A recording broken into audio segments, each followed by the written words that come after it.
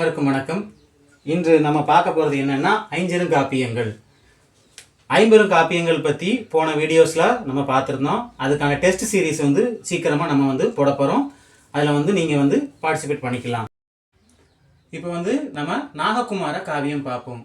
இது 16ஆம் நூற்றாண்டை சேர்ந்த ஒரு காவியம். சமண சமயத்தை சார்ந்தது.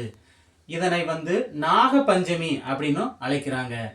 இதை எழுதுனது எப்படி அப்படின்னா, சிரோனி நாட்டு மன்னன் வேண்டுகோளுக்கு இணங்க கௌதமர் அவர் என்ன செய்யறாருன்னா கதை கூறும் பாங்குல இந்த நூல்ல அமைஞ்சிருக்கு. இதுல மொத்தம் 170 விருத்தப்பாக்களை கொண்டது. 170 விருத்தப்பாக்களும் இக்கதையோட நாயகன் மொத்தம் 519 பெண்களை மனம் செய்தார்னு இருக்கு. இந்த கதையோட சுருக்கம் என்ன அப்படின்னா, அரச குடும்பத்து இளவரசன் ஒருத்தன் செல்வம் அதிகாரம் அனைத்தையும் கொண்டவன். அவன் வாழ்க்கை மாற்றத்தை உணரும் விதமா இந்த வாழ்க்கையை நிரந்தரமா அப்படின்னு யோசிக்கிறான். அந்த சூழ்நிலையில தான் என்ன செய்யறான்னா, செல்வம் ஆடம்பரம் எல்லாத்தையும் தவிர்த்து என்ன செய்யறான், துறவற வாழ்க்கைக்கு போறான். சமண சமயத்தை தழுவி இறுதியில மோட்சம் அடைந்து.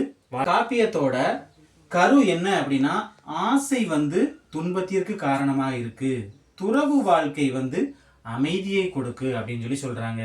அதுல கர்ம விதி என்பது நாம் செய்வது நமக்கே திரும்புதல் என்பதை இது குறிக்கிறது. அடுத்தது உதயன குமார காவியம். இது 15ஆம் நூற்றாண்டை சேர்ந்தது. 6 காண்டங்களையும் 369 விருத்தப்பாக்களையும் கொண்ட நூல் இது. இந்த நூல்ல காப்பிய அமைதி உடையது அப்படின்னு சொல்றாங்க. இதோட கதை சுருக்கம்.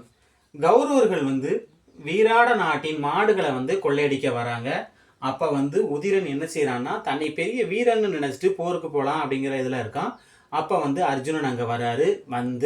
அவனோட தவறுகளை எல்லாம் சுட்டி காட்டுறாரு. அவனோட வீரம் எப்படிப்பட்டதுங்கிறத அவர் விளக்கமாக அவன்கிட்ட சொல்லிட்டு உதிரனை ஊக்கப்படுத்துறாரு. திருப்பி போருக்கும் அர்ஜுனனே செல்றாரு.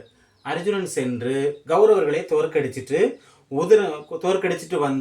வீராட நாட்டை என்ன செய்யறாருன்னா காப்பாற்றுறாரு. அதுக்கப்புறம் உதிரன் என்ன செய்யறான்னா, தன்னோட தப்பை உணர்ந்து உண்மையான வீரன் யார் என்று புரிந்து கொள்கிறான். அதுக்கப்புறமா இதுல என்ன கதை அப்படின்னா, வாயால் பேசுவது சுலபம், செயலால் நிரூபிப்பதே உண்மை அப்படிங்கிறத இந்த காவியம் நமக்கு உணர்த்துது. நன்றி.